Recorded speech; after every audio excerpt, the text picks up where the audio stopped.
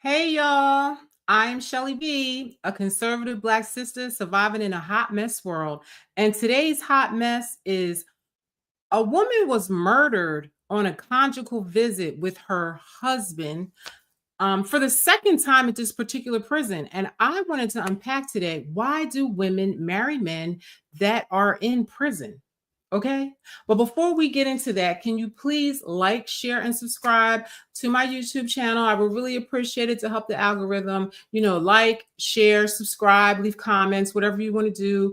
Please, just share this video with somebody that you feel could benefit from the information that I have to give. Share my channel. There's lots of videos on there, lots of information that I painstakingly took the time to put together for everyone because I just want everybody to elevate their frequency. And this right here, you definitely, if you're going down this road, you need to really think twice and elevate your frequency to where you feel that you deserve better than a dude in prison. All right, we're going to get right into this right away because I have somewhere to go later, so I'm dressed up for that. But I had to come on here because this just really disturbed me that women, I feel there's low self-esteem and then there's no self-esteem. And I really feel that you really have to have like no self-esteem to feel that the best you deserve is a man in prison that ain't never getting out. The guy that killed her murdered 4 people in one night that were innocent people. He murdered them. And why on God's green earth would you want to, be entangled with somebody like that? I don't understand. So we have to unpack this because I had to come on here before I left because I just did not, listen, this is a mess. I couldn't even believe that this happened. Listen, women, and let me tell you something. Women of all races are affected by this. It's not just Black women, even though this was a Black woman. I'm sure you guys may have seen it in the media, but it's all women. It's crazy. This story is beyond crazy to me, though. Beyond crazy.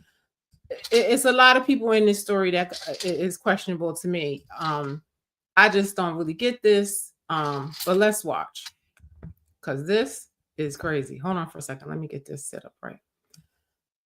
Seen every kind of murder you could imagine. Name a location, a victim, a motive, a suspect, a weapon. I've covered 10 of them. But never a woman killed on a conjugal visit to a husband. A husband who's serving 4 life sentences for murder. That one is a first for me. Yeah, it's the first for me too, because I can't even understand for the life of me why a woman, and she was a hairstylist. That was another thing that stuck out for me, that she was a hairstylist. She was a colleague, I just found that to be insane that this successful hairstylist felt the need, in an effort to find love, to marry this man that is on, has 4 consecutive life sentences. He's never getting out. Like, what are you thinking? Like this, I couldn't understand this at all. Anyway, still, if any inmate would strangle a loving and trusting and clearly devoted spouse, David Brinson is a pretty likely candidate.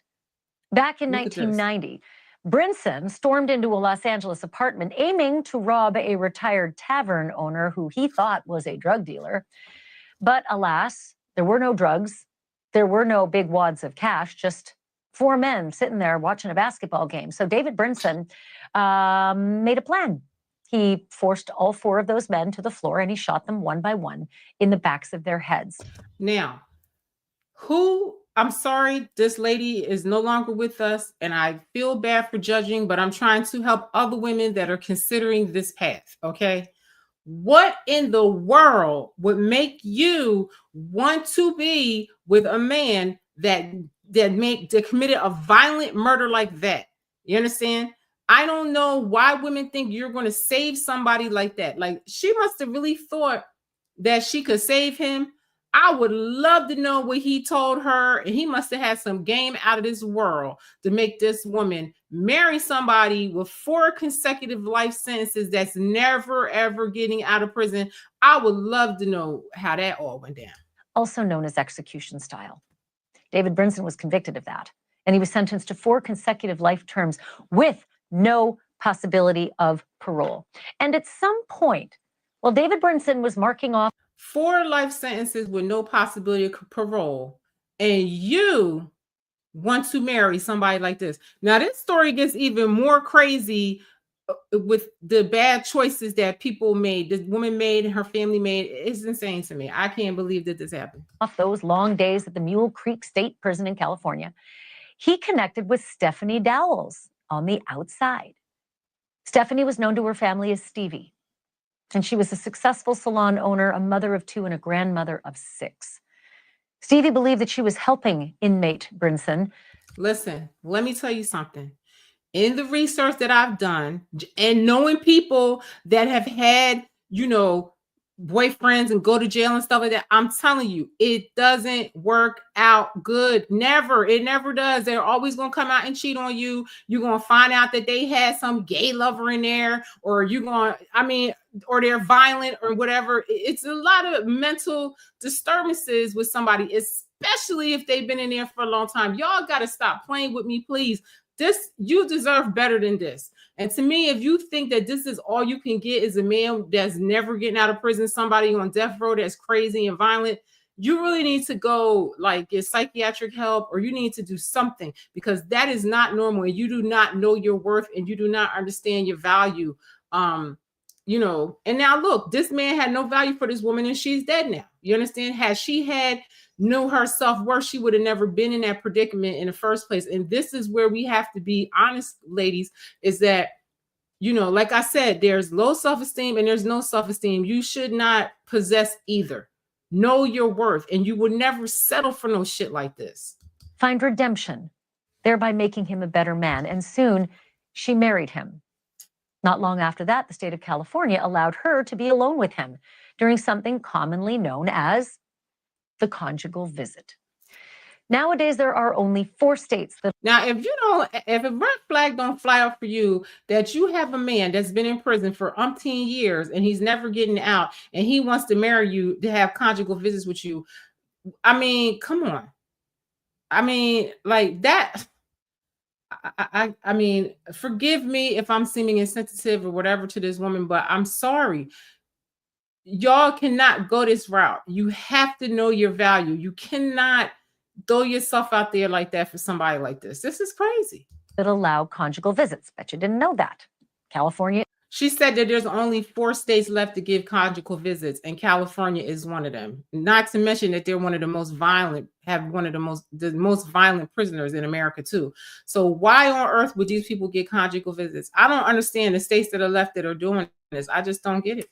It is one of them.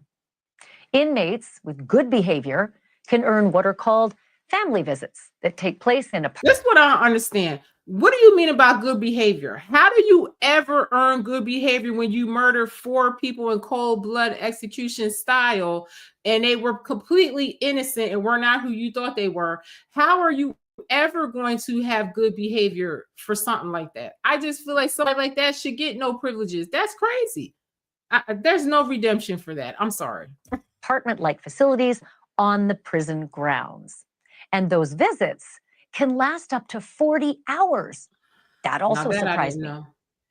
Stevie and David, they were on a conjugal visit last November 13th when David picked up the phone and told the officers that his wife had passed out. The paramedics tried to revive her, but less than an hour later, Stevie was dead. Look at this beautiful woman.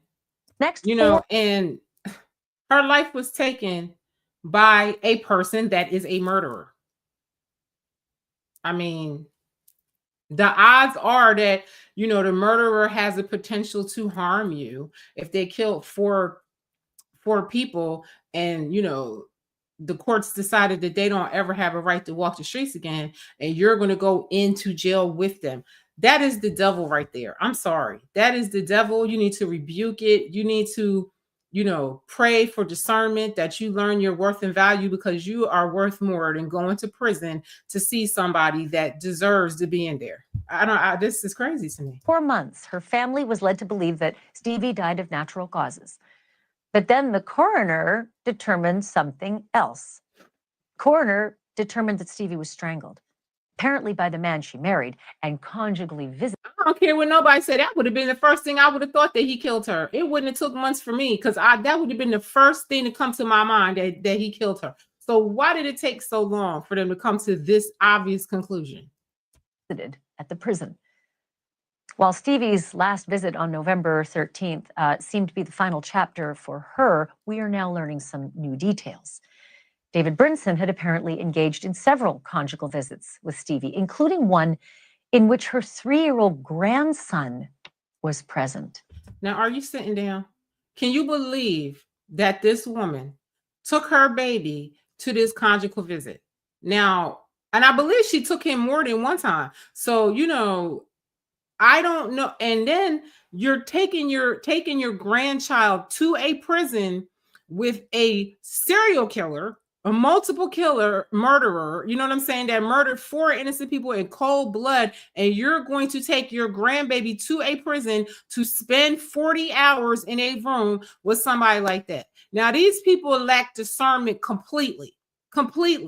And whoever's child that was, the mother of that child lacks discernment too. Is no way I'm taking a child to a prison. I'm sorry, especially to stay in a room with a convicted murderer, a 4-time convicted murderer with 4 consecutive life sentences, with a baby for 40 hours. That, to me, just one flew over the cuckoo's nest, as far as I'm concerned. I'm sorry this lady lost her life, but maybe, this baby dodged the bullet, because she took the baby more times than one, and maybe that baby would have been hurt if, she took the baby again. I don't know, but this is just a crazy story. I couldn't believe this story. I had to come on here with this. Let that sink in for a hot minute. He's a multiple murderer with a wife and grandson on the premises. How can the prison system allow somebody like this, let alone to have a conjugal visit with a woman? How on earth would they allow somebody like this to have a conjugal visit with a man that is with a baby, with a man with 4 consecutive life sentences? I feel that there's no way a child should go to a prison at all, really, but definitely not for nothing like this. This is crazy to me.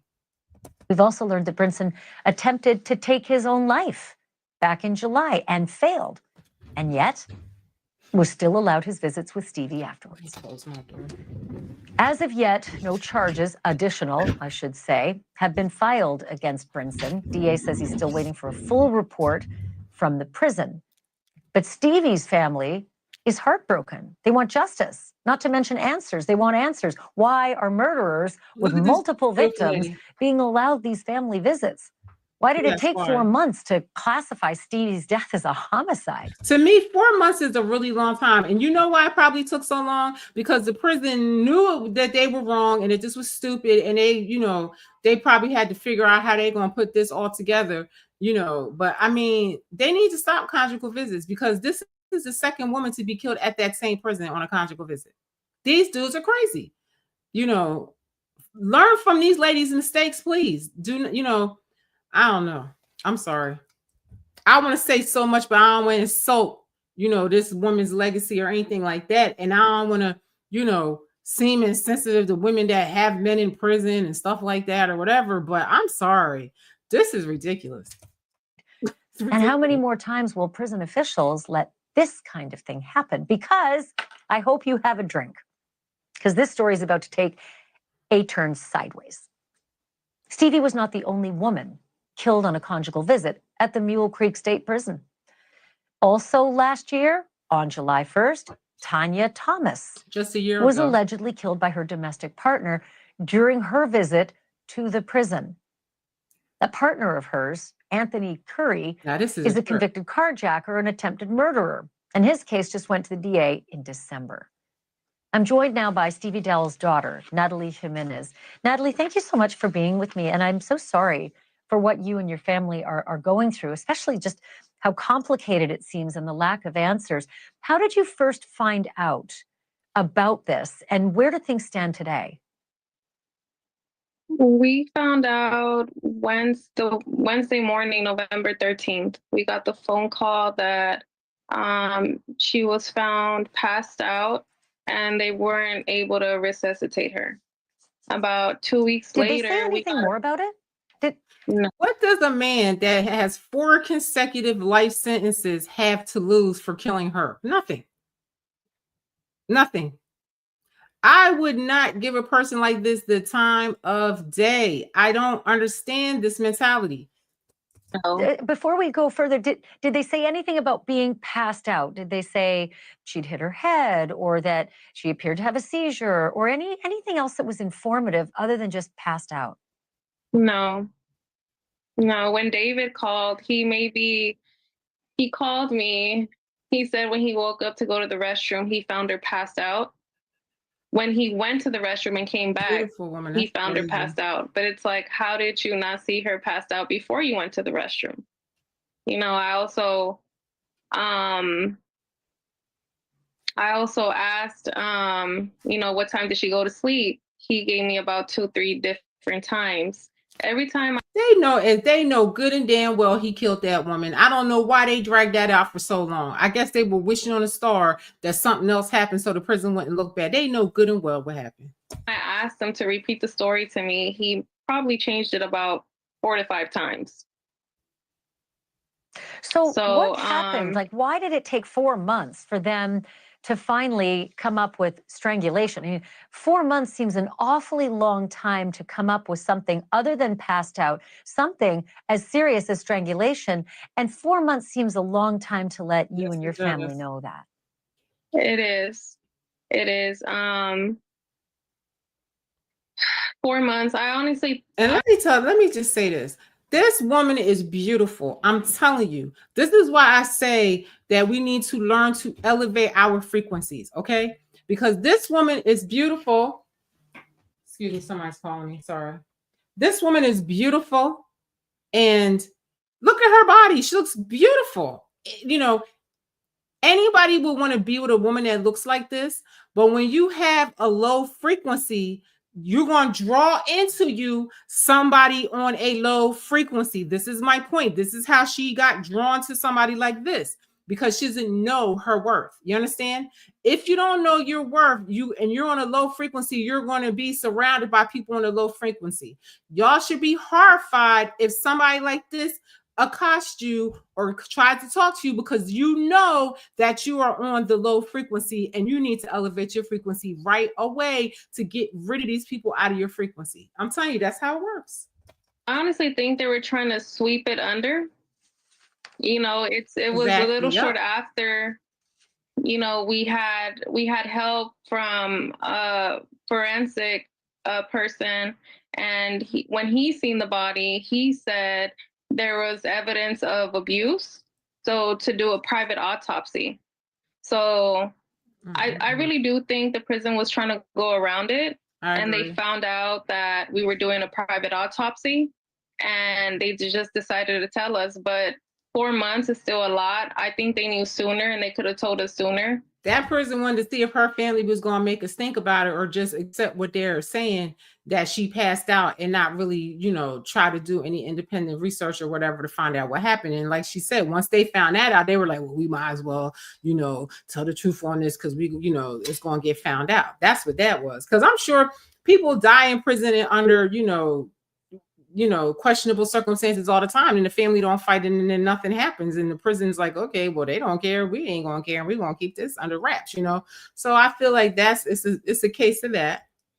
I honestly feel like they were just trying to find a way to go around it. What did you know about David Brinson, and were you ever concerned about Stevie going inside the prison walls to spend time alone with him in an enclosed space that's unmonitored? Now listen to this. None of the people involved in this situation have discernment. None of them know their value. It would be no freaking way I would allow somebody to take my child into a prison on a conjugal visit with a, you know, quadruple murderer. There's no way. So this woman doesn't have no discernment either. I'm sorry. I mean, you know, speaking to him, it was, you wouldn't think too much of it. You know, he it seemed like he was now she's struggling on what to say because she know that she's a damn fool for letting her baby and letting her mother think it's okay to go to a prison to go visit a murderer with 4 consecutive life sentences that execution style murder some innocent men. She sounds crazy, and she know it's going to sound crazy. Trying to get better, he was in school. He knew I was doing treatments. I was doing chemo treatments and things like that. So he would call me and he would do like prayers before me going to my treatments. And, he would engage a lot. Well, try to engage a lot. A lot of the family wasn't a big fan of him just because he was in prison. They didn't. That part of the family had discernment, and that part of the family had sense, okay? Because nobody in their right mind is going to want their mother with a 4-time murdering, 4 consecutive life sentences prisoner that ain't never getting out of prison and having conjugal visits in a prison with a man for 40 hours, and then you give her your baby. Now all 3 are crazy to me. And nobody really knew what he was in prison for. So nobody knew. Nobody knew what he was in prison for. Really, nobody knew. That's interesting. And just everything coming out. That's crazy. Yeah, I was going to say, what do you make of the fact that July 1st, this had happened to Tanya Thomas? She was allegedly killed by her domestic partner.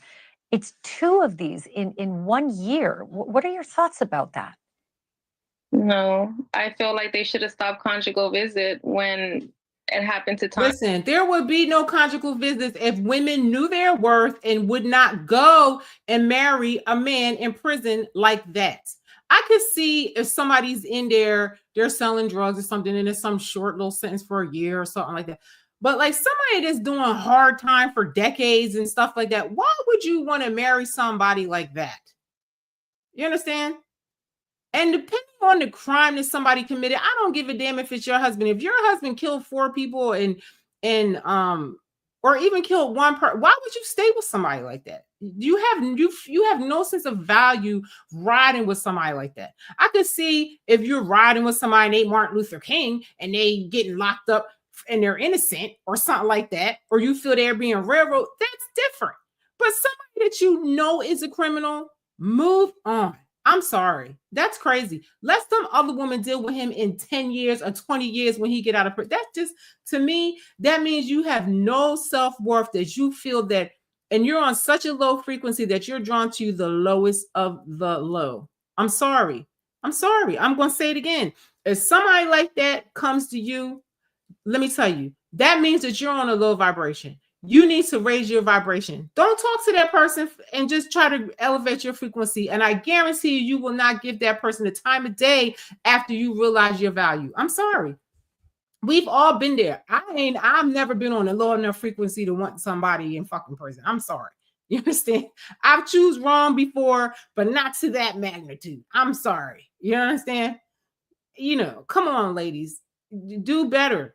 Do better, because look at these 2 women. They are dead. I'm telling you. And then we're not even talking about how many men get women while they're in prison and come out and kill them. We're just talking about these women that were killed on a conjugal visit. Listen. Anya. Oh my God. They should have definitely stopped it. And even with David trying to commit suicide, he shouldn't have no type of visitation after that attempt. Now, okay. You talking about a man that killed 4 people, okay? He has 4 consecutive life sentences, and he tried to kill himself, and they allowed him a conjugal visit with a baby? Are you and your family planning to sue the prison based on the fact that there'd been a death like this in July, and that, your mom was murdered in November? Yes, definitely. We do want justice for my mom. Definitely for CDRC to change their policies and be more involved with the civilians instead of the inmates. You know, just like inmates have to check in 4 times out of the night, they should at least check on civilians 2 to 3 times a day or in the night, whatever the case is. But no, how about this? If you can't guarantee safety of a civilian on a jail, on a prison, then you shouldn't go. You shouldn't go. There is no reform. I'm telling you, ladies, young girls, and whomever is talking to somebody in prison, run for your life. And then elevate your frequency. Do all the work that you need to do to elevate your frequency so that you can attract a better person, please. Yes, we do. We do plan on going after the prison, after CDRC. Did Natalie ever tell you and the family about these visits and the security? Was there a panic button? Was there some means of communication for an outsider being brought into the inside to spend upwards of 40 hours fairly unmonitored? What kind of security systems were in place? Did she ever describe it? No. No security really in place. Now, this is how dumb this girl is, okay? Because you mean to tell me you gave your baby to your mother or whatever to take to a jail to stay for 40 hours with somebody that you don't know why they're in there. You don't know what kind of safety measures are being taken for your baby while they're there for 40 hours. I'm sorry, these people. I'm sorry, but everybody's stupid in this case. I'm sorry. The only person that wasn't stupid was the inmate because he won. He got the conjugal visits. You know, he didn't have nothing to lose in murdering this woman. He doesn't give a damn. You know what I mean? And he's the winner because nothing's changing for him. He's still, what, they're going to add a 5th life sentence to what he has already? I mean, come on. This is crazy. This is just crazy to me. I mean, when she gets there, they take away all her personal belongings, meaning like her purse, her wallet, her cell phone. So she really just goes in there with the clothes that she brought. So you just go in there, and the only one that does a check-in is the inmate. They do a check-in 4 times out of the night just to make sure they're in the room. But there's nothing for the visitor who may be in a dangerous situation to communicate to guards, I need help. Here's an idea. Don't visit. That's the way that you ensure your safety, is don't visit a murderer in prison. Help inside this room or in this apartment. No, just the phone. Just the phone where the inmates have to check in. But either I have to ask you this, Natalie, sorry to interrupt. Did your mom ever say that there were any red flags at all? I mean, she brought this 3-year-old, right? I think it was a 3-year-old on one of the visits. Did she ever feel there was any risk at all of having these visits? Yeah, that was actually my son she would take. Oh, my God. No. And it just makes you think, like, what if he was in that visit with her? No, it doesn't make you think because you let your child go. You understand? I would have thought about that for my child. I would not let my child go to no prison. I wouldn't give a damn if it was his own father. My child is not going to prison and going through searches and all this and this and that. You understand? You should have thought about that before you did what you did to get in there. Unless I felt that, you know, he was innocent. And I still probably wouldn't want my children to go through that. I went and visit people in jail. It's not a great experience for the people that go there. You have to get searched and stuff. One time I had an underwire bra. They made me go in the bathroom, take my bra off, come out braless, and this woman gonna check me, and I got to go back in and put the bra. It was crazy. I said, I'm never doing this ever again. You know what I mean? My friend's mother had him very late in life, and she was elderly, and he begged us to bring his mother or whatever. And she lived in another state. We did it, but I will never do that again. We went to Sing Sing. But, you know, I would never put my child through no shit like that. And this is a 3-year-old, so they have a bit of an awareness. Where the hell did they sleep? In a bed with this lady? And oh my God, it's just I don't. This time, I can't even process. You know, maybe he would have hurt my son as well. It just makes you think all kinds of things. It makes her think now that no her mother red flags. is dead. The 2 visits that they went on. Wait a minute. She just said that they went on 2 visits, so you didn't have discernment 2 times. Let me tell you something. So you would have kept letting your child go back and go back and go back, unless your mother was murdered. That's crazy. She said, and he also said that he was grateful to, have spent time with my son, and that was kind of a connection for him of the outside world, and he was really happy when he spent those 3-4 days with my son. Oh my God, I can't. Well, I am so relieved to hear that your son is okay, and that it was on a different visit. Maybe he But wouldn't my have been God, okay I'm if so this didn't sorry, happen. Natalie, that I hate to say you've lost that. your mom in this way. Please keep us informed. Because clearly she would have kept letting the child keep going, keep going, keep going, keep going. Wow. About what happens next in your process. Thank you for being here tonight. Thank you. So many questions about that case, about the other case, about there are. Conjugal visits in general. I'm joined now by Leonard Varay. He is the former director of the Napa County Jail System and a former prison warden with 28 years of inmate management experience. He's also the author of Elephant Keepers, Reflections of a Prison Warden. Thank you, Leonard, for being here. I'm going to have to skip him, but you can look at these because all of these will be in the description on my YouTube channel. Ladies, listen. I'm telling you. I'm going to say this for the 3rd time. If you attract a murderer from prison to you, you attract what you are. That means that you are on a low vibrating frequency, that you can just raise your frequency, and you will raise your frequency above such a loser and such a demon that you will not ever look that way again. I'm telling you. Run for your life, because you deserve much better than that. So I wanted to show you this New York Times article real quick, because this is a trip, and I really wanted to do more research on this, but I have an event to go to tonight. So I may have to revisit this, because this is crazy. This is really crazy, and a lot of women do this. A lot of women do this, and it's not like it's just Black women that do this. All women, all walks of life, all races of women, take up with somebody in prison. And it's deep, because you meet this person in prison and they're going to say everything to you to make you feel, loved. They need you. They bored. They ain't got nothing but time on their hands. You writing them, calling them, giving them money and stuff. I mean, come on. Listen. The women, this is a New York Times article, I believe, from last year, November. Okay.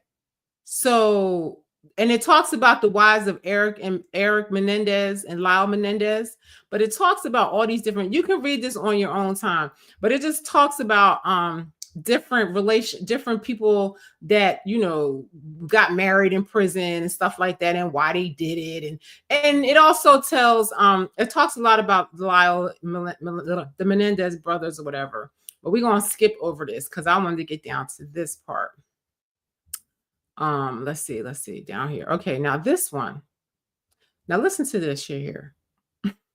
Mr. Collier was serving a 14-year sentence for crack cocaine distribution. On September 24th, he was released after 11 years behind bars. Now take a good look at him, right? Just look at him. We thought we knew each other, but it's so different outside, said Ms. Collier. Walking down the street together is a big adjustment. Mr. Collier, 36, said that husbands preparing to be released and begin married life must be patient and mindful. What they need to know is come home, take it step at a time, day by day, and remember the days when we were incarcerated and you had that person that was truly loyal to you. Okay?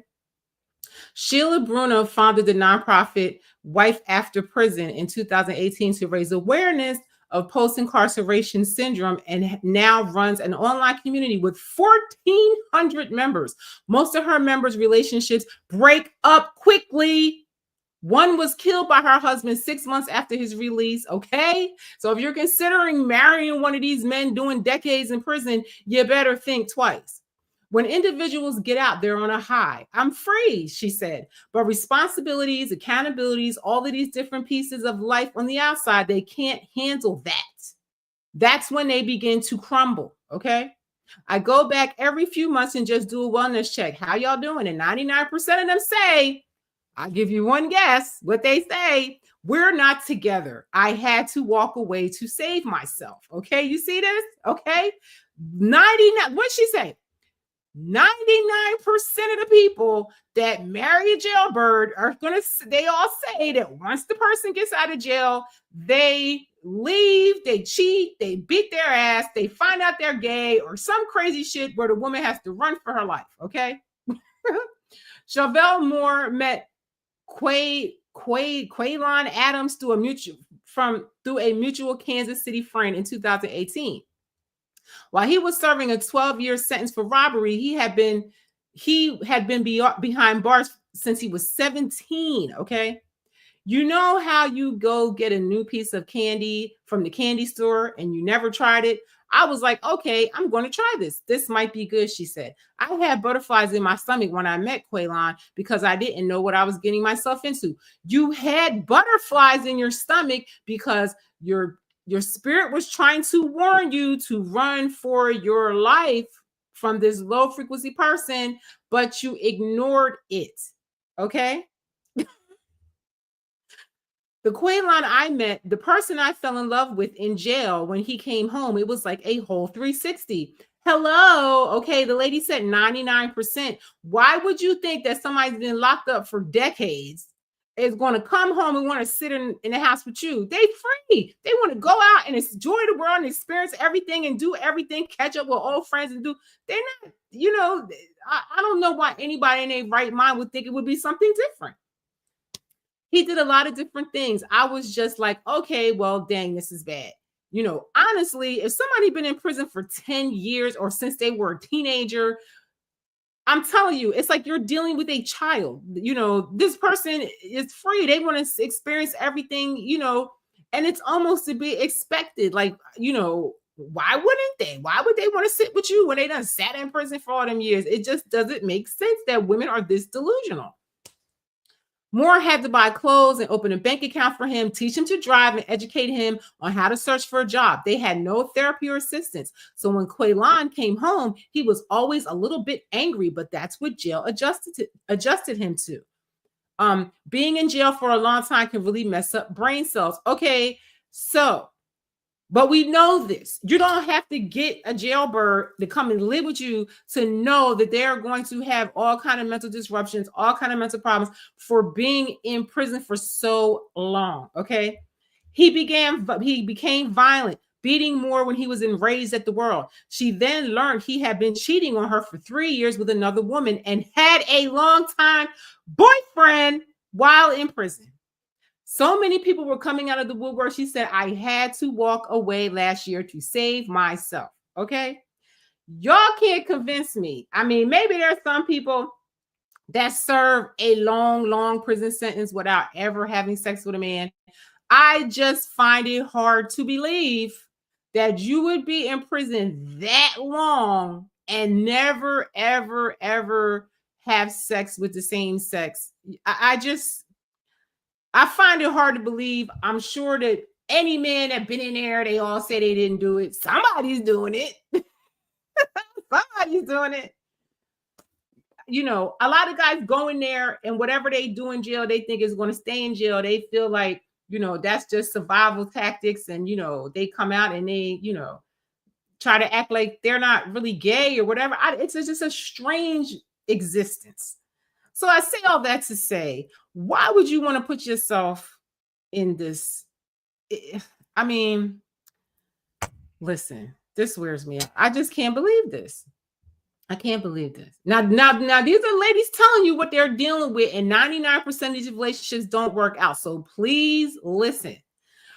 Moore said that the woman married to the Melendez brothers also needs to brace themselves. Now, these two These women married these Melendez brothers, and I'm telling you, when they get out of prison, they're not going to have nothing to do with these women. Okay, they'll blame this one. This is what one lady says. They'll blame you for everything that they'll blame you for everything that is their own fault. She said, "You're a," and somebody saying it's all your fault. I kind of believe that too, because you have to take responsibility for the dumb ideas you do.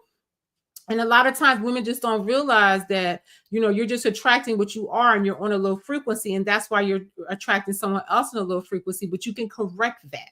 So I keep telling y'all, when you meet these kind of people, run for your life. I'm telling you, and fix yourself and work on yourself and purge these people out of your energy. They'll blame you for everything. That is their own fault, she said. You're the punching bag because you're the closest one to them. So you have to prepare yourself mentally, emotionally. It's not for the weak. You have to be strong. Strong woman. You have a strong woman to even have a chance. Okay. Why, if you're such a strong woman, then you would not put yourself in that predicament. Okay. Because I don't see why I would want to work that hard for a man. I'm sorry. I'm not trying to be nobody's punching bag. You understand? I'm not trying to go through all these emotional disturbances with him and all that. For what? I'm sorry. You can't convince me why this is good. Justine Prasad agrees. She married Michael Prasad in 2022 in the prison chapel with a TV crew from the reality show Life After Lockup. Now, this is 2022. Okay. The couple's mothers was present, plus their 2 eldest children from previous relationships. I've seen that show, and y'all need to watch that. It's a hot ass mess. I'm sorry. This is just a messed up. This is only 2022. They think that their relationship is, some type of model for prison romances that are working, but it's only been since 2022. So you guys can read this article and figure out what you want to do with that. But me personally, I'm gonna recommend that y'all don't do that crap. I'm sorry. And they're telling you, the lady that runs the organization for this is telling you that 99% of the relationships do not work, and yours ain't gonna work neither. It's not. It's not. I mean, it's just not. I mean, come on. Now, I want to run through this real quick because I got to go. But I just want to show y'all this because somebody out here needs to see this, because you're falling in love with some inmate that's telling you some stuff or whatever, and you feel no value and self-worth, and you're on this low frequency and you looking for love in all the wrong places. So this is a page called The Re-Engineered You. So, I love stuff like this, elevate your frequency, do the work on yourself to elevate your frequency. And I guarantee you are not going to, draw to yourself a jailbird. You know what I'm saying? Or if you do, it will be somebody that was completely really rehabilitated without you. You understand? I just would never trust it. I think I will always be leery of the person. I don't know. Okay. So this episode of Prison Letters, the interest came when she received a letter from the Oregon Department of Corrections. It was from an inmate, and he was addressing someone he seemingly had a connection with in the outside world. The handwriting was perfect. The words flowed very well. And he clearly was trying to reach out to a woman who most likely lived in my home before me. So I guess she found a letter by somebody, but though the letter never reached the person it was intended for, it did spark significant questions, such as, why do prisoners attract women so well? Because they know women are lonely. They're looking for love. A lot of women are single, and, they just don't have a high sense of value in their lives. And a person that's a predator can see that right away. Does a real prison love exist, or is it a scam? And how do these prisoners learn to write so well in the first place? Well, the funny thing is this lady just told you 99% don't work out. Okay. So look what this, there's a different myths about, prison love. Okay. So the first one is women must be twisted to fall in love with prisoners. Now, this is a word I never heard before. Hybristophilia. That's what it's called. When it comes to having strong attraction to social deviants, criminals, and prisoners, Hybristophilia comes to mind. This is a paraphilia where people are aroused by people who have committed outrageous acts such as cheating and crimes, including rape and murder. The things that make this so interesting is that it is different for everyone. Some are more passive about it, while others are more aggressive. So this is what I'm telling you. If you are able to be sucked in by a demon that is a murderer like this, that means you too are on the low frequency. You are on the same vibe as this person, or you will be repulsed by them. You will be afraid of them and everything, but you're not, because you're on the same frequency with this person. Passive hybristophilia.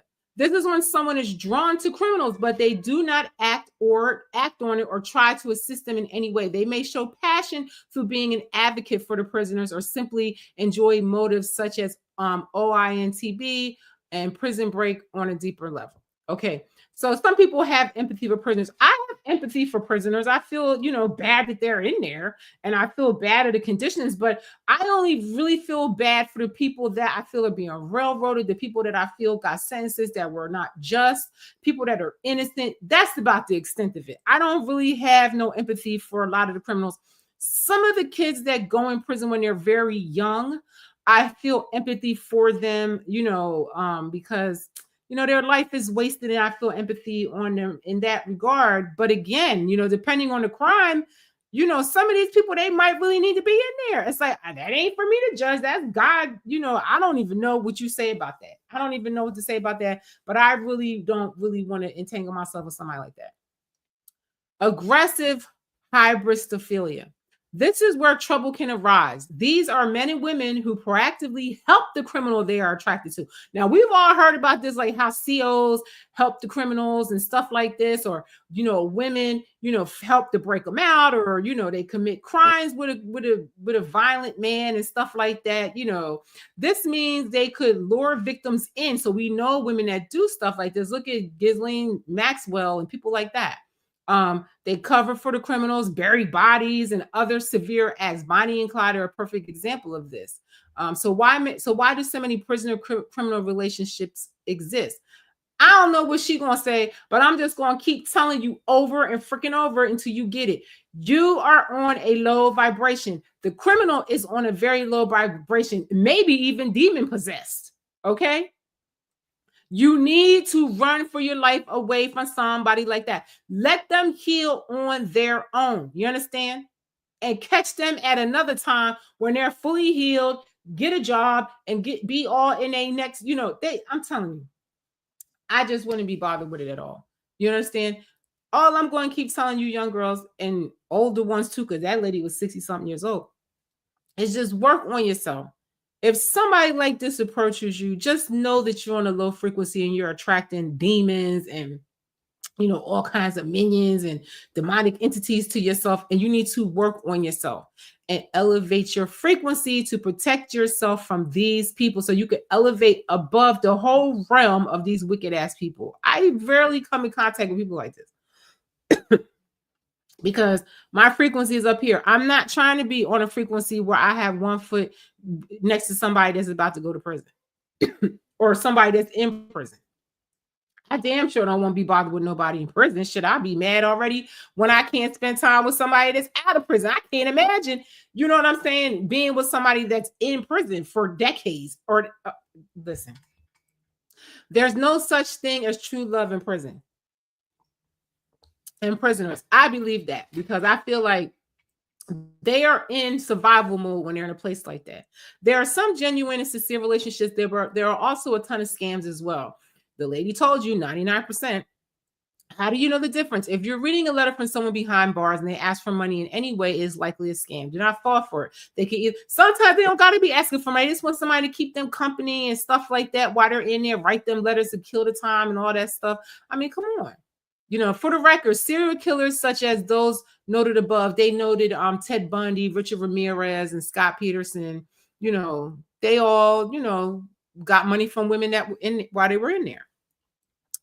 You may think that they are great at manipulation, but that is not the case with them.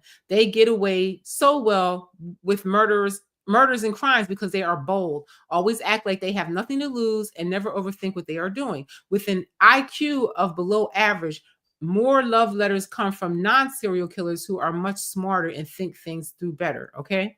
So a lot of these guys, they might have several women that they writing letters to. That's what I'm saying. They're in survival mode. A lot of them guys probably have a lot of women that they're writing to, getting money from and support. And it tells you how to craft the prison letter. I ain't even gonna go through that, but I will read her final thoughts.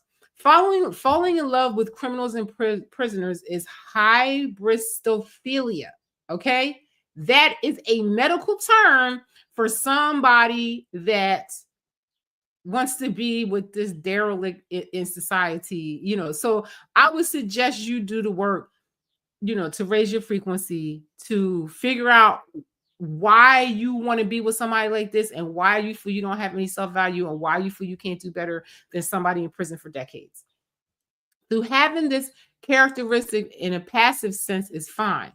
No, though having this characteristic in a passive sense is fine. Seek help if you feel like you will act on those passions, okay? There are limited professionals that can assist, but it is worth finding a reputable person before you do anything drastic that could land you in jail yourself. So it's letting you know that there's some kind of mental disruption with the people that want to be with somebody like this. Remember, human connection and writing to prisoners is a great way to improve their quality of life. Notice she's saying it's a great way to improve their quality of life. It's not going to do a damn thing to improve yours. If you are talking to someone who has no one else on their side, keep being a hero to them. But always know the signs and be mindful if they are trying to scam you or not. The last thing you want to do is fall in love with someone behind bars, only to find out that they were using you for personal gain. So now we done read 2 articles where people that work in this are telling you that most of the time, these people are on survival mode and are just trying to get personal gain from you. As the last word from us, we don't know everything, but we do have an opinion on everything. Okay, so you guys can read this if you want to get. They have some help here if you need it or whatever. So, in closing, I'm just going to say, listen. You have to know your self-worth in life. You understand? Now, we all have been there. We all feel insecure. We all are looking for somebody to love us and stuff like that. But just know that I don't care who you are. I don't care what walk of life you come from, where you are, and what you may think of yourself or whatever. You deserve better than that. I'm telling you. A man that's going to be in prison for decades, I mean, what can you do with that? Why don't you think that you deserve somebody that can be there for you on the outside? You're just like she said, you are a support for them. They can't offer you no type of support. And a lot of women think that they're getting emotional support. No, you're getting played. Okay. You're getting played to entertain somebody on their bid. You're getting paid to send money and put commissary in their books. You're getting played to get married so they can have conjugal visits and have sex in prison. I mean, come on. 99% failure rate, that's pretty big. So if you're with somebody like this, and I don't know who needs to hear this, but it must be somebody, because my spirit was on me hard to do this before I even leave for my event, because it's somebody out there that needs to hear this. Run for your life from this person, okay? Run for your life, okay? Go home, do the work. Work on yourself so you can raise your frequency to attract a good person to you that you deserve. I'm telling you, sis, you deserve better. You deserve better than some jailbird that's going to be in prison for decades, okay? That can do nothing for you. And you see what the women say. Even if they get out of jail, it's going to be like having a baby, because you're going to have to teach him everything, okay? So if somebody... I had met this guy one time. I was doing a wet program, and I had met all kind of people that had just came out of prison. And you know me, I talk to everybody. But this one guy, I was talking to him, and I was like, yo, you've been in jail for like 20 years. I was like, yo, what was like the most odd thing that you noticed when you came out? And he said, the air train. I said, why the air train? He said, because he thought that was some George Jetson shit. He had never seen nothing like that. So this is what you're dealing with. These people are coming out decades later. They don't know anything. I remember I was watching this thing this might have been, I say, maybe in the 90s or early 2000s. This man was in jail for a long time. I mean, he was a senior citizen when he came out. And they asked him, you know, what is the most unusual thing that you've seen? The scanners at the supermarket. He couldn't believe shit. You know, stuff that's just so common to us. You know, one lady in the research that I did said the man came out of jail. He had been in there since he was a kid. She had to teach him how to drive, everything. And then guess what? Zoom along. He went along about his business. You know what I mean? Without her. You know what I'm saying? So, you know, just remember the 99% failure rate. And just know that somebody that's been in there for a long time, they're exposed to a lot of violence. Look at this. Look at that one lady say that hers got out and she finds out after the fact that he was in some long-term relationship with a man in there. Okay? Now, there's a lot of guys on the down low that's out of prison that ain't never been in prison. And I want to do a live about that too. Eventually, it's on my list. You understand? Because that's a problem too. You know what I mean?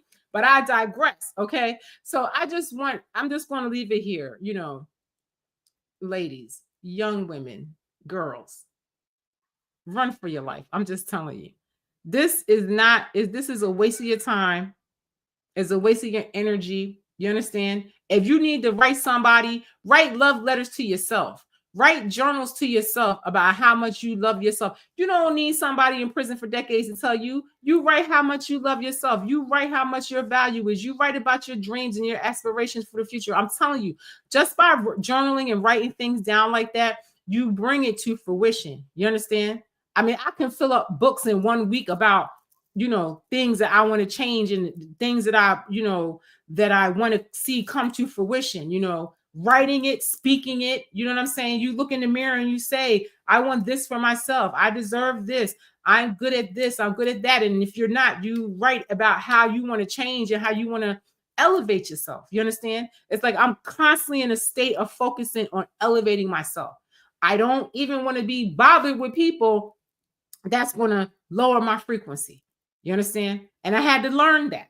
You understand? And I don't even really think I learned that fully. You know, I kind of always knew it, but I don't think I really, really, really knew it until I had my son. Because now I'm not just protecting my frequency, I have to protect his too. And that's when I became like, you know, Sarah Connor or the Terminator or something, because, you know, then I became really heightened. You know what I'm saying? Like I said, a woman in this story, she ain't have no discernment if she let her child go to a prison with a murderer that killed 4 people, execution style. Your mother doesn't have discernment. You know what I mean? And I just feel that girl did not ask the questions that she needs to ask for her child to go. You know, I feel like she probably just was happy to have a babysitter for the weekend for her child. You know what I mean? Because there's no way I will let my son go to a prison. I don't care to see who. You know, so the main reason why I make these videos is because I want to see people elevate their frequency. And I mean, I think I said this 5 times already, but I'm going to end it on this. I'm going to keep reiterating this because this is how it works. I don't care whether you believe it or not. This is how it works.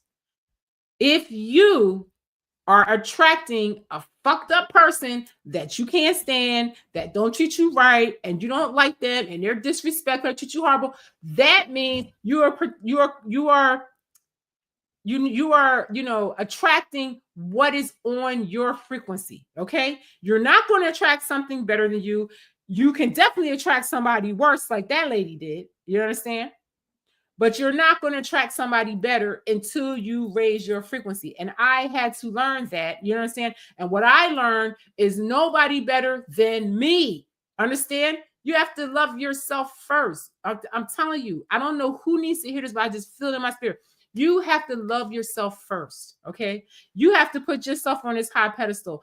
There's no man that's going to come and tell you anything good about yourself that you don't already feel already. You understand? It feels good when somebody else tells it to you, but when you raise your frequency, when a man's complimenting you, it's going to be the truth, what he's saying. Not some bullshit that he's saying to get you to move. You understand what I'm saying?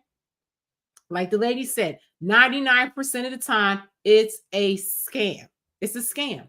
Now, I can understand, like in the article I just read you might want to write prisoners because you have empathy for them, and you might want to, you know, cheer up somebody's day and stuff like that. And I have wrote some friends in prison and sent them Bibles and whatnot like that because they were my friends before. You understand? But they wasn't serving no decades and they wasn't committing murders and stuff like that. You understand? I also had another friend that went for a long time.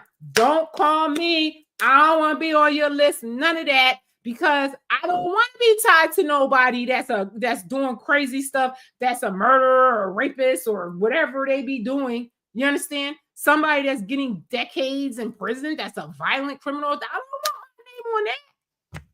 Lose my number, bro. You know what I'm saying? So you guys have to have discernment. And I keep using this word. If you don't know what discernment means look it up and make sure you get it. You understand? Because once you start working on yourself and once you start knowing your worth, a person like that, you're going to feel is beneath you. Now, I say this all the time. I'd be like, that person is beneath me. And it don't even have to be a man. It could just be anybody. You know, it could be colleagues or whoever, you know what I'm saying? Because when people act up like that, I'm like, okay, they're beneath my frequency. I'm not even going to give them the time of day or even waste my energy on that. You know what I'm saying? Because to me, my energy is like gold. I'm not going to waste my energy on something that's not going to, give back. And you're not going to get anything back by somebody that's in prison for decades, except for a letter telling you how beautiful you are and how much they love you, whatever. But if you do the work and you love yourself, you don't need somebody like that to tell you because you already know. Okay. So now I got to go because I'm going to be late for my event. I am Shelly B. I love y'all. And that's why I'm on here to tell you this. I love you. Love your damn self. Okay. Because if you do, nobody can play you like this. Just remember, 99% of prison romances fail. And I'm going to leave it at that. I am Shelly B. Thank you for watching. I'm getting ready to go now. I'm going to end the stream now. I love you. I